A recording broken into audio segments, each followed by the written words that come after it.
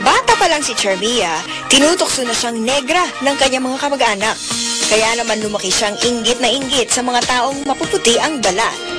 16 na taon pa lang siya nang subukan niyang gumamit ng iba't ibang sabon at lotion na nangakong magpapaputi sa kanya.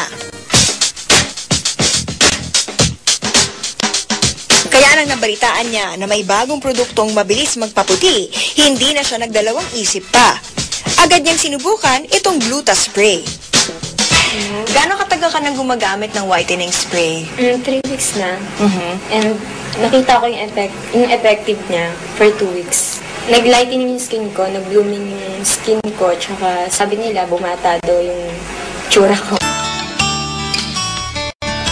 Sublingual o sa ilalim lang ng dila tinatapat ang spray.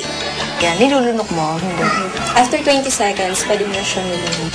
Aabot sa 2,000 piso ang halaga ng isang bote ng Gluta Spray na kadalasang tumatagal ng 1 buwan.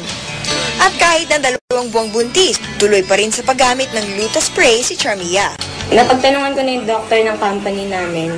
And sinabi nga niya sa akin na effective siya, tsaka natural naman ang ng glutathione. Una itong naging gamot ng mga Amerikano sa sakit sa dugo, puso at atay. Nakatutulong din daw ito sa mga may cancer. Yung glutathione, nung ginagamit sa mga whites sa European countries, sa Amerika, sa Canada, hindi nila napapansin na pumuputi sila kasi talaga maputi sila. Nung dinala ito nung few years back sa Asian countries, nansin nila yung mga gumagamit ng glutathione pumuputi.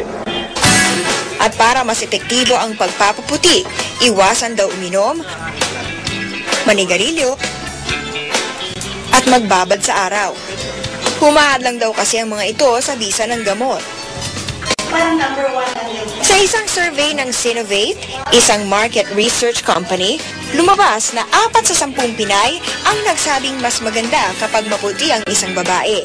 Yung whitening, ang pakiramdam ng gumagamit, higit na nakakaganda ng kanilang itsura. Lumabas din sa survey na mas gusto ng mga dalaga at pati may mga asawa na maputi sila para mas maging kaakit-akit sa mga kalalakihan. Mas madali rin daw pumili ng damit kung maputi ang iyong balat. Pero hindi lang daw mga babae ang gustong pumuti ngayon.